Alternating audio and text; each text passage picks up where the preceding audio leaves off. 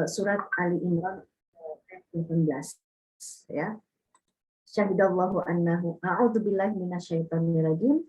Syahidallahu annahu la ilaha illa huwa wal malaikatu wa ulul ilmi qa'iman bil qist. La ilaha illa huwal azizul hakim. Di mana kita diingatkan dalam membaca ayat itu bahwasanya persaksian Allah Subhanahu wa taala itu disandingkan ya dengan persaksian malaikat dan orang-orang yang berilmu, dan di situ kita akan menangkap bahwasanya bagaimana orang yang berilmu atau dikatakan al-alim atau al-ulama itu memiliki kedudukan yang sangat mulia di sisi Allah Subhanahu wa taala. Karena itu kita boleh katakan bahwasanya Islam itu sangat memuliakan ulama.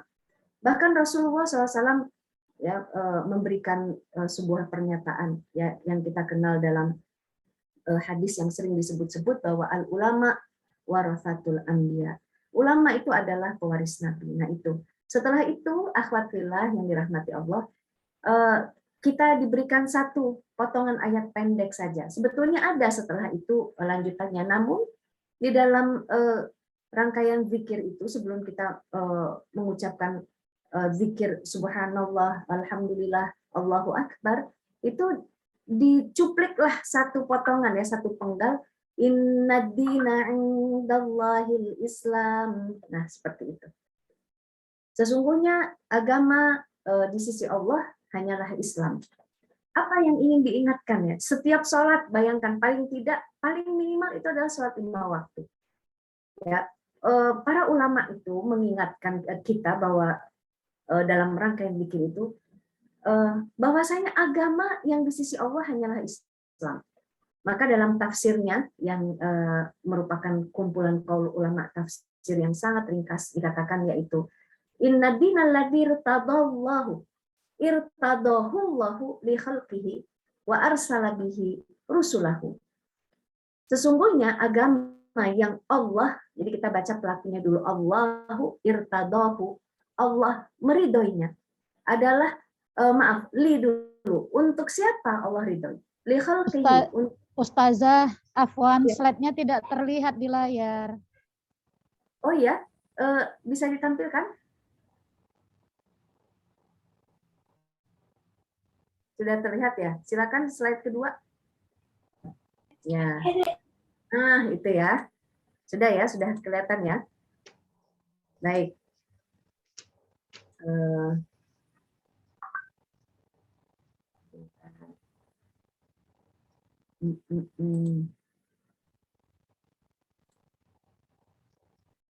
Depannya. Nah, jadi innad-dina sesungguhnya agama alladzi yang irtadahullahu yang Allah meridhoinya. Untuk siapa? Li khalqihi, untuk hamba-hambanya, untuk makhluk ciptaan Allah. Wa arsala bihi rusulahu, dan Allah Subhanahu wa taala mengatakan telah mengutus bihi dengan ad-din itu kepada siapa? Rusulahu, rasul-rasulnya. Ya. Jadi itu tafsir yang itu kita bisa dapatkan ya. Nanti ada berbagai qaul ulama tafsir juga saya cuplikan begitu ya. Wala yaqbalu ghairahu. Bahkan Allah Subhanahu wa taala itu tidak menerima selain daripada ghairahu, selain daripada agama ini. Apakah itu? Agama apakah itu? Wal Islamu, adalah agama Islam. Nah, inilah kita sebagai muslim, kita sebagai seorang muslimah itu berbangga hati sebetulnya begitu ya, karena kita memeluk dan meyakini agama ini, agama yang menjadi pilihan Allah, bahkan maksudnya indallah itu adalah irtadahullahu, Allah yang meridhoinya. Jadi yang hanya Allah ridho itu hanyalah Islam. Wa huwal inqiyadu lillahi wahdah, ya, dan ini merupakan kepatuhan kepada Allah, ya. Ini merupakan ketertundukan kepada Allah saja. Ya, ditaati dengan apa? Dengan ketaatan. Wal istislami lahu, ya, dan bentuknya adalah penyerahan diri, istislam. Ya, dengan akar kata yang sama dengan Islam yaitu aslama. namun dalam wazan yang lain al-istislam, penyerahan diri, lahu, kepadanya, bil ubudiyati, dengan peribadahan. Jadi dengan Islam, kita memilih Islam sebagai agama kita, artinya kita hanya mau taat, hanya mau tunduk patuh, hanya mau menyerahkan diri dengan memperlihatkan apa? Ubudiyah kita ini. Salah satunya cara sembahan kita, cara ibadah kita itu adalah, nah ini sholat yang barusan kita lakukan, bila ubudiyah. Jadi sholat ini ya yang kita lakukan itu merupakan satu perkara, satu kewajiban yang paling mendasar untuk seorang muslim, ya, yang merupakan bentuk paling mendasar dalam ketaatan, ya. Dengan harapan apa? Kalau kita paham bahwasanya kita itu menundukkan kepala kita ini, merendahkan kepala kita ini, ya, dengan tata cara yang sudah ditunjukkan oleh Allah bagaimana caranya, ya, sampai kemudian kita melakukan sujud, meletakkan kepala kita di tanah, menyembah siapa, itu menunjukkan ketaatan kita, sesungguhnya menunjukkan penyerahan diri kita kepada Allah Subhanahu wa taala, yakni kepada agama ini.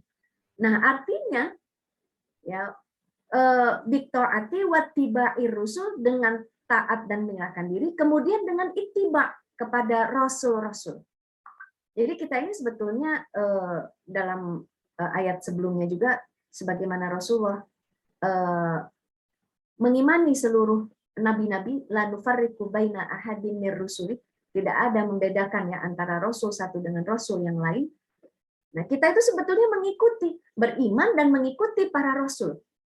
Bahwasanya para rasul itu diutus oleh Allah Subhanahu wa taala untuk membawa sebuah agama, untuk membawa risalah, untuk membawa aturan, sehingga apapun yang diatur oleh Allah Subhanahu wa taala, disitulah ketaatan kita akan diuji oleh Allah Subhanahu wa taala. Ya.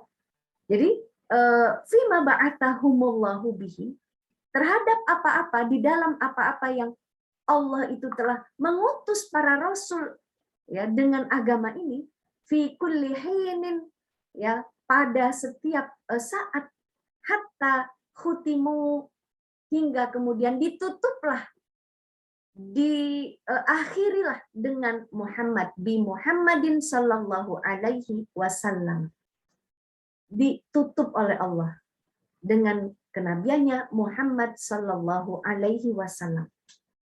La yaqbalullahu min ahadin ba'da bi'tsatihi dinan. Ya, Allah itu tidaklah menerima dari seseorang itu setelah diutusnya, hingga ke siapa? Muhammad sallallahu alaihi wasallam, ba'da bi'tsatihi dinan, ya, yakni diutus rasul dengan membawa agama, siwal islami, selain daripada Islam, la yaqbalullah, Allah tidak menerimanya, alladzi arsala bihi, yang Allah telah mengutus Muhammad itu dengan agama ini. Jadi inna dina indallahil Islam, akhwatillah yang dirahmati Allah. Allah itu tidak menerima agama selain daripada Islam. Ini maknanya kenapa cuplikan ayat ini kemudian penting untuk kita ulang-ulang, ya, setelah zikir kita, ya, setelah membaca beberapa ayat sebelumnya, ya. Lantas kemudian akhwatillah yang dirahmati Allah, silakan slide berikutnya.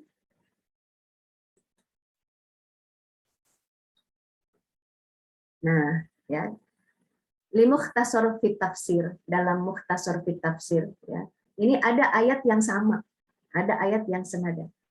Apa itu? Ali Imran ayat 85. A'udzu billahi minasyaitonir rajim. May yabtaghi ghairal islami dinan falan yuqabbala minhu wa huwa fil akhirati minal khasirin. Siapa yang mencari selain daripada Islam, dinan, ya, mencari agama selain daripada Islam, falan yuqbala minhu, maka lan, sekali-kali, tidak akan pernah, abadan, sampai kapanpun, Allah yuqbal, menerimanya. Falan yuqbala minhu, tidak Allah menerimanya. Jadi la dengan lan itu berbeda. Lan ini sampai kapanpun tidak akan pernah Allah terima darinya. Dari siapa minhu ini? Dari man ini. Siapa orangnya? Siapapun orangnya, ya, yang mencari selain daripada Islam, Ya, dan ini merupakan ayat yang ayat yang sangat jelas, tidak perlu banyak penafsiran sebetulnya ya. Wa huwa fil akhirati minal khasirin. Setelah itu Allah Subhanahu wa taala sertakan dzam, sebuah kecaman, bahwasanya di akhirat nanti ya dia merupakan termasuk orang-orang yang khasirin, orang-orang yang merugi. Ya, dalam Mukhtasar fi Tafsir ya. Dalam juga sama, ini hampir sama dengan itu Al-Muyassar ya. Jadi ringkasan tafsir itu dikatakan bahwasanya waman yatlubu dinan ghaira dinil ladzi irtadahu wa huwa dinul islami, siapa yang mencari agama selain daripada agama yang Allah meridhoinya. Apakah itu? Yakni dia adalah agama Islam. Falan yuqbalallahu dzalika minhu. Maka Allah tidak akan pernah menerima darinya agamanya itu. Ya, boleh kita jelaskan? Ada yang mencari misalnya agama, saya Nasrani saja. Saya Yahudi saja. Saya Hindu Buddha saja misalnya. Maka Allah tegaskan, tidak akan pernah diterima. Bahkan dengan dzam ini, dengan kecaman ini, wa huwa fil akhirati minal khasirin bi anfusihim bidukhulihimun nar.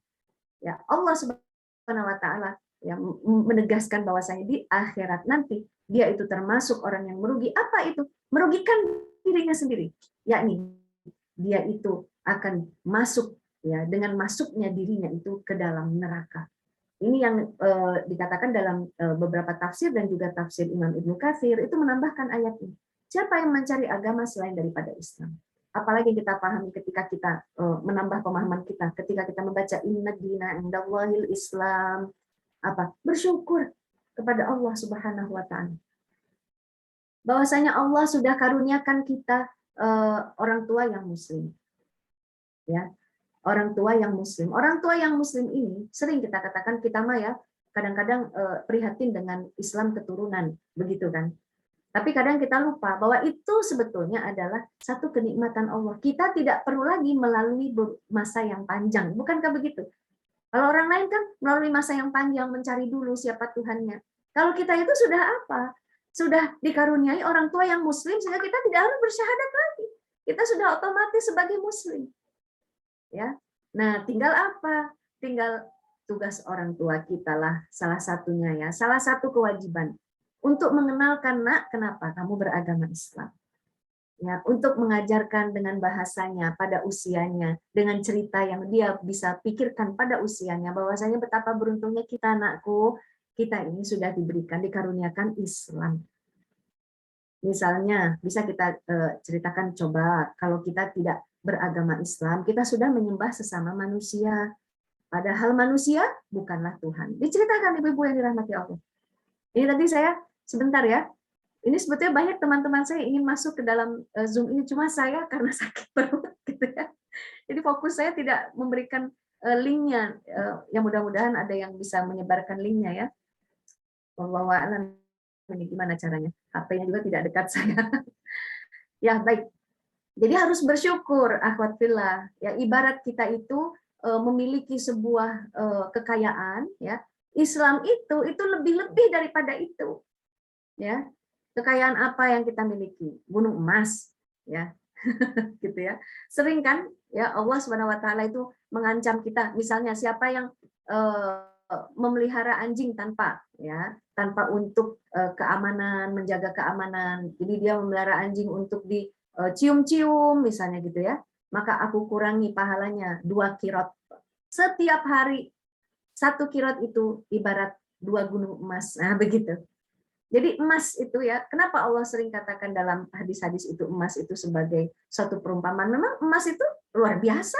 Punya 10 gram saja sudah bingung menyimpannya, gitu ya. Kalau pergi ditaruh di mana ini 10 gram? Contoh, apalagi kalau punya lebih dari itu. Tapi apa yang membuat kita mengatakan bahwa Islam itu merupakan karunia yang paling luar biasa? Coba bayangkan betapa banyak kekayaan seseorang itu ternyata berakibat buruk gara-gara dia tidak punya Islam. Benar nggak? Atau dia Islam, tapi dia tidak gunakan ilmunya untuk mencari kekayaan itu. Dia bisa menipu orang. Nggak tahu dia kalau menipu itu nggak boleh. Ada nggak ya orang seperti itu? Bisa jadi ada. Apalagi sedang marak sekarang ucapan kalau agama itu biasa-biasa aja, ya, nggak usah terlalu berlebihan kalau beragama. Tambahlah orang begitu ya, tidak mencari Islam sebagai syariat. Betul nggak ya, akhwat fillah ya, yang dirahmati Allah Subhanahu wa taala. Kenapa bisa orang menyatakan demikian? Karena sebetulnya dia tidak mau mengetahui syariat Islam untuk mengatur beberapa masalah kehidupannya. Takut apa? Takut nggak boleh. Biasanya seperti itu. Kasihan ya, padahal kalau kita lihat-lihat, kalau kita perhatikan, Islam itu nggak melarang orang jadi ingin kaya, Islam tidak melarang orang ingin berkuasa, Islam tidak melarang manusia untuk menikmati perhiasan dunia, kebaikan kehidupan dunia ini. Nggak pernah melarang Islam itu. Islam cuma mengatur. Coba kalau ada agama yang dibuat oleh akal manusia, kalau mau mendekatkan diri pada Allah, nggak boleh kawin. Ada kan yang begitu? Kalau kita tidak, ya ingin melampiaskan naluri berketurunan, kita dipersilakan untuk menikah, gitu kan? Islam itu tidak membebaskan karena dia akan menjadi seperti sama dengan hewan kalau dibebaskan. Manusia itu nggak bisa diderajatkan dengan yang tidak berakal, gitu kan? Maka dia harus mulia. Kalau dia dikekang, ya maka dia akan gelisah seperti komunisme itu ya, akhwat fillah yang dirahmati Allah. Kalau dia memiliki harta itu tidak boleh melebihi dari ketentuan negara, itu zalim. Komunisme itu zalim, ya. Belum lagi kalau itu dia mengatakan bahwasanya asal dari segala sesuatu adalah materi, Tuhan tidak materi, maka Tuhan tidak diakui, itu zalim.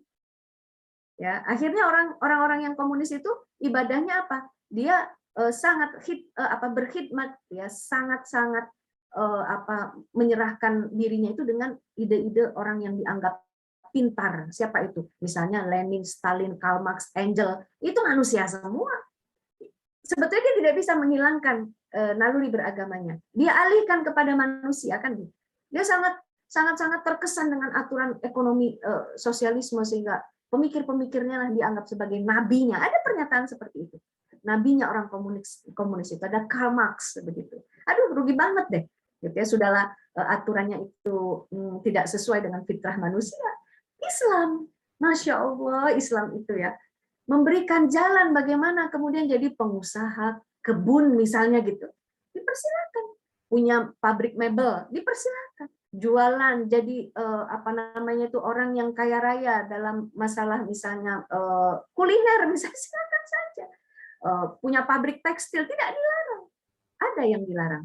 Kalau apa? Kalau harta yang ada dalam perut bumi ini banyak jumlahnya, oh berarti itu buat rakyat, nggak boleh dikuasai oleh individu. Nah itu pesan Rasulullah. Buat apa juga sih akhwat fillah kita itu melanggar syariat Islam? Kenapa? Kekayaannya juga tidak tidak berkah, berlimpah ruah. Ya, berlimpah ruah dalam artian sebetulnya bukan buat kamu emas segunung emas seperti itu. Apalagi batu bara sebanyak itu. Allah sediakan itu untuk yang namanya manusia. Makanya Rasulullah menitipkan annasu syuraka'u fi thalatin. Manusia itu berserikat dalam 3 hal, memiliki apa? Alma wal kala wan nar, air api dan padang gembalaan. Anar wal ma wal kala, ya, dan padang gembalaan jalan begitu. Dan apa yang kemudian menjadi sifat ya barang tambang yang memang tidak bisa dikelola oleh individu, tandanya tidak boleh untuk dikuasai oleh individu. Apa nggak bisa kaya raya untuk jalan yang lain? Bisa, ya. Ada barang-barang yang boleh dimiliki secara individu, usaha-usaha yang boleh dimiliki secara individu. Punya kebun kurma, punya kebun sawit, silakan saja. Ya. Jadi boleh kita kembali ya menyadari kalau kita mendengar ayat itu inna dina indallahil Islam. Kenapa Allah katakan yang diridhoi itu hanyalah Islam? Karena hanya Islam yang akan menyelamatkan dunia ini beserta isinya. Ya. Kadang kita kan berpikir begini, kok Islam egois ya? Ya. Kayaknya cuma dia aja yang benar. Itu adalah sikap rasialis. Hanya Islam saja yang benar, yang lain nggak benar. Dari mana memilih rasnya? Enggak, di situ enggak ada dikatakan misalnya ras Arab lebih mulia daripada ras Asia, nggak ada. Daripada ras Eropa, ras Arya, ras apa misalnya nama-nama ras di dunia ini. Nggak ada orang Arab berhidung mancung itu lebih mulia daripada orang Asia berhidung pesek. Nggak ada. Yang Allah khawatirkan itu kalau kita mencari Islam, menjadikan selain Islam sebagai agama, kalian akan rusak. Begitu saja. Kalau yang mengatur kalian itu bukanlah Islam, maka yang rusak itu bukan hanya orang Muslim, orang non-Muslim juga akan rusak. Benar nggak? Akhwat fillah yang dirahmati Allah. Ini maksudnya. Dan bagi yang sudah Muslim, kita harus istiqomah memegang Islam, jangan murtad. Jangan keluar dari Islam. Setelah itu jangan apa? Jangan melepaskan kebanggaan kita dengan Islam. Ini dakwakan. Kalau bisa yang diharapkan Allah dengan dakwah itu, aturan Allah ini yang mengatur seluruh manusia. Mau orangnya agama apapun, memang nggak boleh dipaksa, begitu kan? Hanya Islamlah yang bisa memperbaiki kehidupan manusia ini, yang agamanya apapun. Cuma Allah terangkan, yang hanya aku terima hanyalah Islam. Cuma kalau kalian punya aturan Islam, kalian terapkanlah untuk semua manusia. Mau tahu akibatnya kalau tidak menerapkan aturan Islam? Kitalah yang ada pada sistem saat ini. Rasanya gimana? Rasanya bagaimana? Ya, kebebasan dijadikan Tuhan. Coba bayangkan. Kebebasan dijadikan Tuhan, bukannya Allah yang dijadikan sebagai Tuhan. Sehingga pergaulan itu bagaimana kemudian berdasarkan kebebasan melakukan hubungan seks suka sama suka itu merupakan suatu hal yang tidak melanggar, tidak disebut dengan kejahatan. Kira-kira seperti itu. Kalau universitas itu tidak mengambil peraturan itu, maka dia akan dikecam. Begitu, sampai begitu. Akan statusnya akan dipermasalahkan. Coba bayangkan, gitu ya. Bagaimana rusaknya? Yang rusak siapa? Bukan hanya umat Islam. Siapapun yang ada, hidup di dalamnya itu bisa rusak. Makanya Allah itu menitipkan pesan kepada kita. Makanya ulama ini, yaitu Syekh Yusuf bin Ismail An-Nabahani ini menitipkan, nih kalau mau kamu baca ini.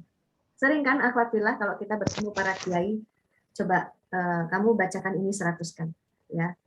Ya Syafi'u ya Alim, ya Syafi'u ya Alim, ya Syafi'u ya Alim. Maksudnya apa? Ya Latifu ya Khabir, ya Latifu ya Khabir. Ada kan ulama? Bu, bid'ah itu bid'ah dari mananya? Dibacanya di luar sholat. Menjadi ucapan dan ingatan kita, menjadi zikir kita, sehingga kita ketika kita kemudian terseraplah di dalam benak kita dan ke dalam batin kita bahwasanya Allah itu maha lembut, maha halus. Sungguhnya Allah itu mendengar kok doa kamu. Begitu. Akhirnya kita tuh menjadi yakin ya terhadap kehidupan dunia ini bahwasanya Allah tidak akan membiarkan kita. Nah, sama dengan ini. Kenapa ayat ini diulang-ulang? Hendaknya kita sadar akan luar biasanya agama kita ini kalau dia itu diterapkan menjadi aturan untuk semua umat manusia. Lanjut.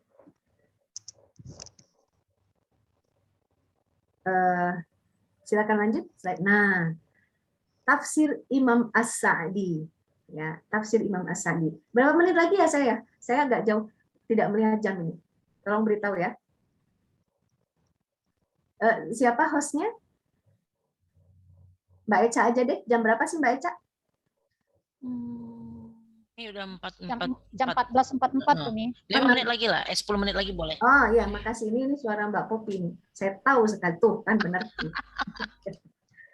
Faman dana bi ghairi dinil Islam. Jadi di sini ada dana bi ghairi dinin, gitu kan? Kalau nggak ada Islamnya dinin, ya. Siapa yang beragama selain dari agama? Jadi beragama itu kata kerjanya dana, ya, bukan ya dana, bukan, ya.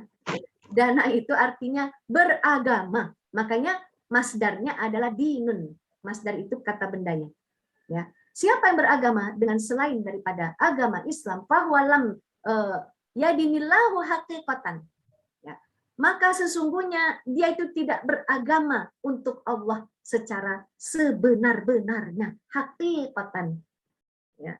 Jadi kalau nggak mencari Islam itu tidaklah agama yang hakikah, bukan agama yang sebenarnya. Sampai begitu. Ini tafsir Imam As-Sa'di. Jadi saya ingin mempresentasikan di sini para ulama tafsir itu secara lafaz, secara makna tidak ada yang berbeda. Ya, makanya kita mengambilnya mufassirin ya, para mufassirun yang memang mu'tabar keilmuannya dianggap. Jadi bukan mufasir zaman sekarang dalam artian keinginannya itu menjauhi syariat. Nah, itu ada yang seperti itu. Tapi kalau Imam As-Sa'di, Imam Al-Qurtubi ya, ini kenapa ini? Nggak ada apa-apa ya. Nah, ya Imam Ibnu Katsir ya, termasuklah misalnya yang diringkas Al-Muyassar atau Mukhtasar fi Tafsir itu bagus sekali tafsirnya itu. Bagi kita yang masih mungkin agak kesulitan untuk membaca tafsir-tafsir dalam bahasa Arab, sangat membantu juga itu sebetulnya tafsir Muyassar atau Mukhtasar fi Tafsir ya, ringkasan. Tidak ada yang berbeda. Nah, seperti pernyataan Imam As-Sa'di ini. Li'annahu, saya lanjutkan ya, lam yasluk at-tariqah. Boleh kita sambung lam yaslukit tariqah karena kafnya dimatikan. Ngapa mati? Ada lam, soalnya lam itu mematikan dia menjazmkan fi'il mudhari. Ya. Tidaklah karena dia itu tidaklah menempuh jalan alladzi syara'ahu 'ala sunnati rusulihi. Karena siapa yang mencari agama selain dari Islam, dia itu dikatakan tidak menempuh jalan yang sudah disyariatkan. Oh iya, ini bukan syara'ahu, tapi kita majhulkan syuri'ahu, seperti kutiba alaikum, kutiba syuri'ahu, yang disyariatkan kepadanya ya berdasarkan sunnah para rasulnya. Berdasarkan sunnah para rasul. Maknanya Allah itu menitipkan agama dari mulai Nabi Adam alaihi salam sampai kemudian Nabi Muhammad sallallahu alaihi wasallam. Allah itu menitipkan syariatnya, tauhid. Tauhid ya. Jadi ada satu kesamaan agama dari mulai Nabi Adam hingga kemudian Nabi Muhammad sallallahu alaihi wasallam. Apa? Membawa risalah tauhid, mengesahkan Allah. Enggak menerima Tuhan yang lain. Artinya dia hanya mau bertahkim, berhukum dengan aturan yang diturunkan oleh Allah Subhanahu wa taala. Nah, itu maknanya. Tidak ada yang berbeda. Silakan dilanjutkan lagi. Nah, ini tafsir Imam Al-Baghawi. Ini agak jarang saya ketengahkan ya, tafsir Imam Al-Baghawi ini. Sekali-kali saya cuplikkan untuk Sister Fillah ya. Inna dina indallahil Islam, yakni ya. Yakni, kalau yakni ini siapa pelakunya? Kan kalau setiap kata kerja ada pelaku ya. Ini adalah yang menuliskan. Maksud saya adalah siapa? Imam Al-Baghawi. Nah, ini perlu catatan bagi Sister Fillah yang sering mengkaji dengan bahasa Arab gundul. Kalau yakni itu fa'ilnya, pelakunya adalah penulis. Makanya dibacanya ad-dina al-maradiyah as-sahihah. Dia adalah agama yang diridhoi dan yang benar. Itu hanyalah inna dina indallahil Islam. Kama qala ta'ala wa raditu lakumul Islam dina fil Maidah. Ya, dalam Al-Maidah ayat berapa? Ayat ketiga. Ya. Bagaimana kata Allah Subhanahu wa taala ditambahkan oleh Imam Al-Baghawi. Tadi kan Imam As-Sa'di menambahkan ayat Ali Imran yang lain. Ini Al-Maidah ayat 3. Bahwasanya aku meridhoi untuk kamu, untuk kalian semua Islam sebagai agama. Nah, ini namanya tafsir bermakna. Maknanya itu didukung oleh ayat yang lain. Jadi yang dirahmati Allah, tidak ada dalam Islam itu yang ta'arud, yang saling bertentangan. Setiap ayat yang Allah turunkan. Kalau kita merasakan ada pertentangan, sesungguhnya ilmu kita yang masih cetek. Misalnya ya, misalnya kalaupun ada misalnya, kok Allah Allah mengharamkan riba, ya, tapi kemudian di ayat yang lain Allah bolehkan riba. Misal, nah mana ayatnya? Nah, seperti itu. Mana ayatnya? Selain apa? Sebetulnya ilmu kita yang masih cetek, gitu ya. Bahwasanya mana yang turun duluan ayatnya. Itu banyak ilmu syariah itu yang sudah dirangkaikan ya oleh para ulama. Nah, termasuklah tafsir. Tafsir ini adalah salah satu dari thaqafah Islam ya, yang menjadi satu spesialisasi khusus ya di dalam keahlian beberapa ulama. Termasuk nanti ada lagi spesifikasinya bahasa Arab ya. Ada lagi misalnya masalah usul maupun usuluddin ataupun usul dari syariah, usul fikih misalnya. Itu ada spesialisasinya sendiri-sendiri. Ada lagi yang spesialis masalah sirah wa tarikh, ada yang seperti itu. Jadi, Masya Allah, akhwatillah yang dirahmati Allah. kita jadi mengetahui bahwasanya oh iya ya Allah juga mengatakan waraditu, menggunakan aku langsung pelakunya. Siapa aku? Allah. Raditu. Ya. Fa'iltu. Aku ridho. Ya, kalau Allah yang ngomong aku ridho tuh mau gimana lagi?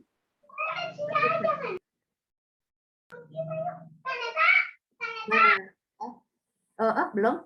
Silakan dilanjutkan. Slide selanjutnya.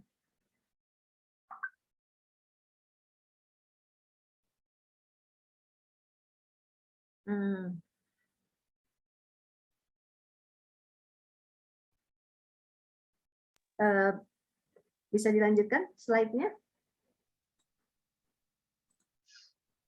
Nah, bagaimanakah i'tibarnya? Ini saya selalu memberikan di akhir itu i'tibar. I'tibar ini adalah pengambilan ibrah. Pengambilan ibrah. Ifta'ala yafta'ilu ifti'alan. Jadi i'tabaro ya'tabiru i'tibaran. Ya, mengambil ibrah, mengambil pelajaran. Pertama, Islam adalah satu-satunya agama yang menyelamatkan. Maka ingat kalau sudah sampai ayat ini, ya, itulah yang kita tanamkan di dalam benak kita, dalam hati kita, bahwasanya harus ada semangat dalam memegang dan mendakwahkan agama ini. Kedua, selain Islam tidak akan diterima di sisi Allah Subhanahu wa taala. Jadi jangan coba-coba untuk menjadi futur. Jadi orang muslim itu artinya ya kalau misalnya ada semangat yang agak turun itu berbeda ya. Tapi kalau saya mau keluar dari Islam, apalagi cuma gara-gara hal-hal yang tidak bisa dibandingkan ya dengan apa Allah, misalnya kegantengan seorang pemuda mengajak kita untuk keluar dari Islam. Aduh, atau hanya uang misalnya. Masya Allah, nggak serupa, nggak sebanding ya. Karena apa? Kita itu sudah mencelakakan diri kita sendiri. Ya. Kalau sudah kita muslim murtad itu sudah sanksinya adalah mati kalau nggak mau balik setelah dinasehati. Yang ketiga, telah nyata kerusakan akibat jauh dari Islam. Ya. Untuk masalah itu ibadah, lihatlah bagaimana banyak orang yang melakukan hal-hal yang mencampur adukan antara ibadah dengan takhayul misalnya. Dari itu aja kita melihat miris ya, melihat ada orang muslim tapi dia melakukan aktivitas kemusyrikan gitu ya, tidak ada sumbernya dalam agama. Itu menunjukkan apa? Kalau tidak pakai syariat Islam itu, masalah ibadah juga jadi rusak. Lihat pergaulan tadi sudah saya contohkan, lihat ekonomi tadi sudah saya contohkan. Bagaimana jatuh berguling-guling Cina itu ya. Sekarang kan barang-barangnya mulai nggak bisa lagi murah. Ya, kenapa? Karena dia pun mengalami gejolak. Kenapa? Karena sesungguhnya ekonomi mereka itu ideologinya komunis, tapi ekonominya sudah kapitalis. Bagaimana mereka kemudian mulai terlibat dengan perdagangan yang tidak nyata, ya, saham, riba, waduh, semuanya jatuh berguling-guling kecuali Islam yang tahan banting itu. Kenapa? Karena Islam itu aturan Allah satu. Kedua, Islam itu mengharamkan perdagangan yang tidak nyata. Lihatlah haramnya riba. Nggak boleh dagang duit. Jadi uang sama barang ketemu di pasar. Seger nggak? Seger. Uang barang. Uang ketemu barang. Kalau syirkah juga nggak pernah syirkah atas dasar kerjasama, atas dasar janji. Misalnya seperti asuransi. Kenapa asuransi diharamkan dalam Islam? Karena asuransi itu sebetulnya bisnis duit. Di balik itu adalah bisnis duit. Lihat Bitcoin. Apa yang kita serahkan? Sesungguhnya uang kita itu dipermainkan di pasar, entah pasar apa, pasar hantu mungkin begitu ya. Nanti kamu dapat untungnya. Masya Allah, bahkan sekarang itu banyak transaksi-transaksi yang atas namakan syariah, properti syariah, nggak taunya apa yang di dalamnya tidak jelas. Lihatlah bagaimana akibat jauh dari Islam itu, ya. Jadi kita jangan nggak pede gitu loh ketika mendakwahkan syariah ini. Seakan-akan, aduh saya akan menyiksa orang lain. Enggak. Saya merasa benar sendiri, seakan-akan orang lain salah. Emang, agama lain itu nggak bisa dia. Aturan lain, kapitalisme, sosialisme itu nggak bisa mengatur permasalahan manusia. Nasrani itu udah berabad-abad yang lalu menjadi sebuah imperium besar dipegang oleh Romawi. Itu udah menjadi sampai judulnya itu the dark age dalam masa mereka. Apa? Abad kegelapan. Orang sakit tadi ditaruh di altar, didoakan gitu ya. Nggak boleh, nggak kenal kedokteran. Islam yang menyelamatkan itu semua. Jadi kita jangan gara-gara apa, kita kok kayaknya apa namanya itu merasa benar sendiri. Emang gitu aja. Memang karena aturan kami itu akan cocok kalau dipakai mengatur agama manapun. Kita tidak akan membasmi agama apapun, tapi kita akan mengatur manusia dengan aturan di bawah naungan aturan Islam. Nah itu pesan ulama tuh. Inna dina indallahil Islam. Ya. Yang keempat, sudah seharusnya umat ini berupaya menjalankan seluruh syariah. Kalau udah Allah katakan inna dina indallah Islam, al-Islam itu adalah syariah semuanya. Dari Allah sumbernya agar selamat di dunia dan akhirat. Itu saja iktibarnya. Mudah-mudahan bisa direnung-renungkan setiap kita mengambil rangkaian ayat-ayat Al-Quran ini. Ya. Baik, silakan kita lanjutkan dengan diskusi. Alhamdulillah, terima kasih Ustazah atas materinya hari ini. Sama-sama Neng Afifah. Insya Allah bagus sekali ya materinya, Sister Pilar. Semoga kita selalu bersyukur beragama Islam dan selalu berusaha menjalankan ajaran agama Islam. Karena sebenarnya hanya agama Islamlah yang menyelamatkan manusia. Semoga materinya dapat bermanfaat bagi kita semua. Oh iya, mohon maaf ya Sister Pilar semuanya, karena ada kendala teknis dan di luar dugaan, insya Allah beberapa menit lagi Zoom-nya akan off, jadi nanti kalau keluar nanti teman-teman bisa masuk lagi ke link yang sama. Kenapa tuh Neng Afifah? Iya ya, mudah-mudahan tidak terkendala. Neng Eca sudah raise hand tuh. Oh iya. Boleh? Silakan.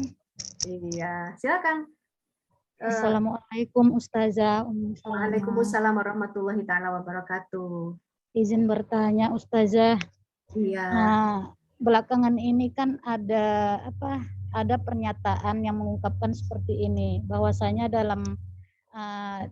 dalam berdoa tidak perlu memakai bahasa Arab karena Sang Pencipta sendiri itu bukan orang Arab. Nah, sementara Rasul yang memang menjadi suri tauladan kita mendapatkan wahyu pertama kali itu tentang Iqra, bacalah. Nah, itu kan menggunakan bahasa Arab. Nah, yang ingin saya pertanyakan di sini, apabila ada sosok atau personal yang mengeluarkan pernyataan begitu, apakah dia terkategori menjadi golongan atau personal yang melakukan penentangan terhadap syariat tadi? Pertama, kalau dikatakan ada yang mengatakan bahwasanya tidak perlu berdoa, dari mulai begitu ya? Iya. Berdoa itu bahasa Arab, karena Tuhan bukan orang Arab. Maka kita itu harus jeli melihat setiap dari pernyataan itu. Apa ya maksud orang ini? Begitu. Apalagi baiknya kalau kita mengikuti berita itu nggak satu pernyataan saja, pernyataan dia itu. Kita perhatikan, oh begitu. Ada aroma di situ. Seperti pisang aroma. Aroma apa dia? Aroma anti-Islam. Memang kalau dia mengatakan misalnya kita katakan bahwa dia anti-Islam, dia orang Islam, begitu kan? Tapi mengapa dia itu sangat misalnya seperti alergi ya, mengatakan doa itu nggak perlu. Padahal kita kalau kita menjawab doa itu memang tidak harus dengan bahasa Arab. Tapi itu opini yang sebanding untuk menghadapi opini orang ini. Menghadapi opini orang ini, opininya itu hanya sebanding jika kita katakan bahwa Anda itu takut dengan syariat Islam. Itu bahasa sederhananya. Kalau dibilang anti-Islam, mungkin nanti dia nggak nerima. Ya. Karena orang yang anti dengan syariah itu, memang kalau orang non-Muslim itu udah pasti. Ya, karena dia tidak tahu. Yang dibutuhkan adalah orang Islam. Gitu. Nah, siapakah sebetulnya yang meminta dia, atau siapakah yang dia takuti, siapakah yang dia itu loyal kepada orang-orang Maksudnya sistem apa yang akan dia jaga ini sehingga dia sangat mengantisipasi Islam itu jangan menjadi syariat yang berlaku. Nah itu namanya sistem apa namanya itu pemilik modal, sistem pemilik modal. Di balik dia itu ada pemilik modal yang menitipkan saham besarnya, ya, di mana bisnisnya itu akan terganggu kalau Islam itu diterapkan. Ini enggak, mudah-mudahan bisa nyambung ya. Iya, Kenapa? alhamdulillah bisa Ustazah. Iya, karena dia itu menjaga ya satu apa namanya itu kekuasaan ya, baik kekuasaan itu yang sifatnya lokal ataupun yang internasional gitu ya. Yang mereka ini keberadaannya terancam dengan opini syariat Islam. Karena syariat Islam itu akan menghentikan praktek-praktek penjajahan mereka. Bu, kita nggak dijajah kok. Ya kita nggak dijajah dengan senjata. Tapi kita dijajah dengan kebijakan politik, kebijakan ekonomi. Ya. Apa kebijakan politiknya misalnya? Begitu ya. Kita tuh dipaksa untuk menelan demokrasi. Nih, demokrasi. Ini contoh apa sih pergantian kekuasaan. Gimana sih akhwat fillah merasakannya kekuasaan itu? Apakah diberikan kepada orang yang amanah? Enggak.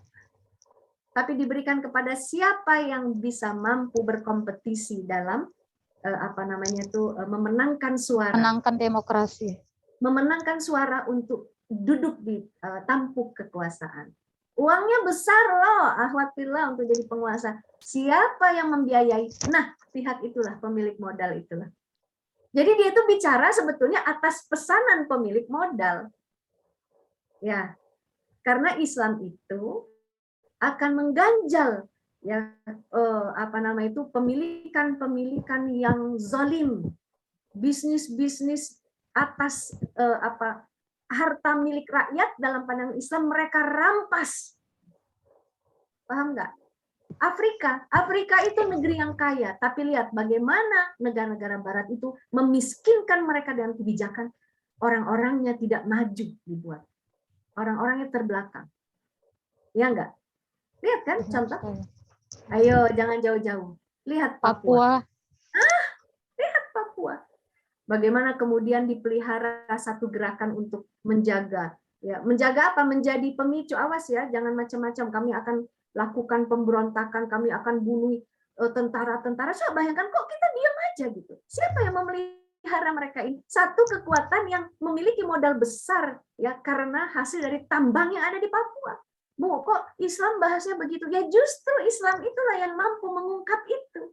Karena Rasulullah sudah menitipkan pesan bahwasanya harta yang milik manusia itu salah satunya adalah alma wal kala wan nar. Dilihat dari air, api dan padang gembalaan itu, dia merupakan satu kekayaan energi yang besar. Energi itu kan besar. Satu sifat yang mirip dengan itu tuh apa? Tambang-tambang yang tidak bisa dikelola secara individual. Itu sama, dia memiliki ilat yang sama. Ilat itu dalam pandangan syariah itu dia pun tidak boleh dimiliki oleh individu. Nah ini para kapitalis ini dia mengeruk keuntungan yang luar biasa. Gunung segede itu sampai legok kayak gitu. Aduh, sehingga aturan itu nanti dititipkan oleh kepada para pembuat kebijakan. Dipilih pembuat kebijakannya ini. Dipilih untuk apa? Menjaga aturan agar bisnis mereka itu bisa lancar. Nah, mereka memastikan ini orang-orangnya harus anti syariah. Jadi kalau membuat pernyataan seperti itu sebuah rapor baik bagi pemilik modal. Bagus pernyataannya. Paham nggak akhwat fillah? Jadi nggak boleh kita tuh memandang dia sebagai individu saja. Dia itu ada kekuatan besar di belakangnya. Gitu. Bu, ibu nggak takut ngomong gitu ya? Kenapa takut? Kita kan cuma membongkar, ya kan? Kalau kita mengkritisi dengan menghina beda ya Ustazah. Kalau menghina itu kan per orang. Kalau mengkritisi itu untuk kebijakan, menghina itu untuk personal. Ya betul, begitu. Kewajiban kita itu adalah menyadarkan umat Islam ini betapa agama kalian itu jangan kalian sia-siakan. Paham ya, akhwatillah yang dirahmati Allah. Jangan kalian sia-siakan. Kalau kita tidak membuka cakrawala berpikir politik kita itu akan terkungkung. Jadi menghadapi orang itu kita benci sama orangnya itu salah. Bukan, kita tidak berhadapan dengan person sekarang ini, akhwat fillah, tapi kita berada dalam syariat Islam itu berhadapan dengan kekuatan besar dunia. Korporasi dan kekuasaan dunia. Lihat Global. Emmanuel Macron itu, penguasa Perancis itu tidak lagi mengatakan umat Islam itu teroris, enggak lagi, tapi dia sudah katakan Islam itu teroris. Dia itu berhadapan dengan kita semua. Kalau akhwat fillah merasakan, Emmanuel Macron itu sebenarnya enggak begitu maksudnya, lah kita kok jadi ahli tafsirnya. Gitu ya. Nah, begitu akhwat fillah. Begitu Mbak Echa. Jadi kita melihat pernyataan-pernyataannya itu memang pernyataan yang kita lihat, ini khawatir nih dengan Islam nih Bapak ini nih. Kesian nih Bapak ini. Pamannya siapa sih tuh? Pamannya Iis, Sanes. Kalau pamannya Neng Iis, kasih tahu dong. Paman tong gitu atuh paman gitu. Iya, kalau itu ada hubungan keluarga dengan kita, salah satu kasih sayang kita itu harus ngobrol, datang ke paman kita itu. Paman kenapa begitu? Ada apa sebetulnya? Nanti kalau di belakang biasanya dan ponakannya baru mau curhat dia. Apalagi kalau mantan-mantan penguasa, biasanya dia paling tahu rahasianya. Udah jadi mantan, iya sebetulnya di balik ini ada kekuatan anu ini. Kalau sudah lengser kekuasaannya gitu ya. Kalau masih berkuasa emang gitu. Kenapa? Karena dia tuh merasa nggak ada teman. Padahal sesungguhnya umat Islam ini bersatu ya. Dalam masalah opini itu bersatu gitu, bahwa hanya syariat Islam yang bisa mengentaskan seluruh permasalahan. Ya. Baik, begitu Mbak Echa. Jadi menghadapinya memang bukan kita mengkritisi hanya doanya. Doa. Terus apalagi kalau pernyataannya Tuhan kita bukan orang Arab, Tuhan jeng orang kumaha eta teh. Di mana itu pikirannya Tuhan kok orang. Itu karena apa? Kalau saya lihat karena saking lugunya dengan Islam ya. Sebetulnya harus diberitahu pernyataannya itu berbahaya.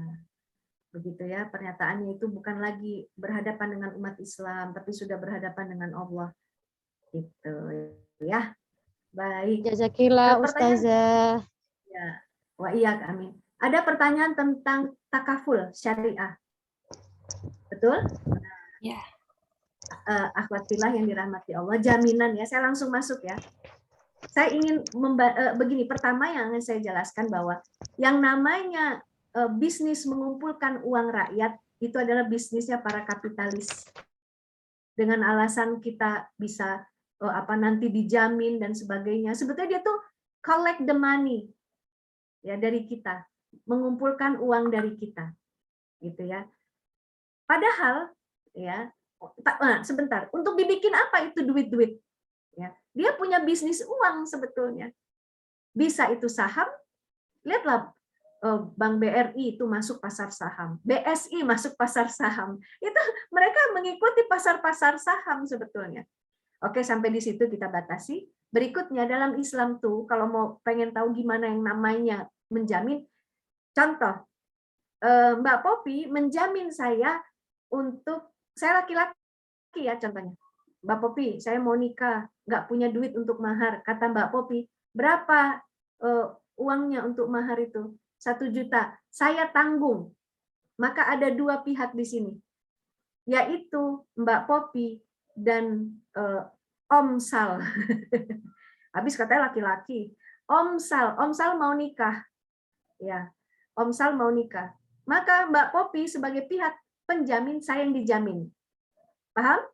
Berikutnya ada harta yang dijaminkan. Mbak Popi memberikan 1 juta kepada Om Sal untuk beli mahar. Hilangkah uang Mbak Popi? Hilang. Begitu. Setelah itu saya belikan mahar dan saya menikahi Neng Iis contoh. Ya, ada yang nampak aja di sini ya. Menikahi Neng Iis itu adalah orang yang diserahkan harta tadi. Jadi ada berapa pihak di situ? Mbak Popi, ada Om Sal, ada Iis, ada harta yang diserahkan. Satu lagi ada akad. Itu baru akad jaminan. lamun etanya, ya. Kalau jaminan sekarang, yang jamin kita, uang kita masuknya ke kita. Misalnya masuklah dari 10 tahun itu 50 juta. Setelah itu kita dapatkan lebih dari 50 juta. Loh, dari mana uangnya? Apalagi kalau asuransi jiwa, baru ikut 2 bulan orangnya meninggal. Itu rugi tuh perusahaan asuransi. Baru preminya itu 2 juta, dia sudah berhak mendapatkan 100 juta. Itu sial itu perusahaan asuransinya, istilahnya begitu. Padahal kalau prinsipnya uang kita itu, Mbak Popi titipkan uangnya ke saya 10 juta, maka uang Mbak Popi itu 10 juta di saya. Titip ya Salma 10 juta. Kecuali kalau misalnya kita melakukan syirkah. Kalau untung kita bagi persentase, kalau rugi kita sama-sama rugi sebatas modal itu. Makanya jangan gampang terjebak dengan kata-kata syariah. Ya, jangan gampang terjebak dengan kata-kata syariah. Jadi ya kalau begitu gimana dong? Kita tuh kan sebetulnya apa yang dijual oleh asuransi itu janji. Dalam Islam janji nggak jadi barang yang bisa diperjualbelikan. Barang jasa yang halal. Nah, itu baru boleh jadi komoditas jual beli. Gitu ya. Ada yang bertanya, mudah-mudahan bisa dimengerti ya. Jazakillah khair. Wah iya Kak Amin. Ada lagi pertanyaan? Iya, dari chat WA.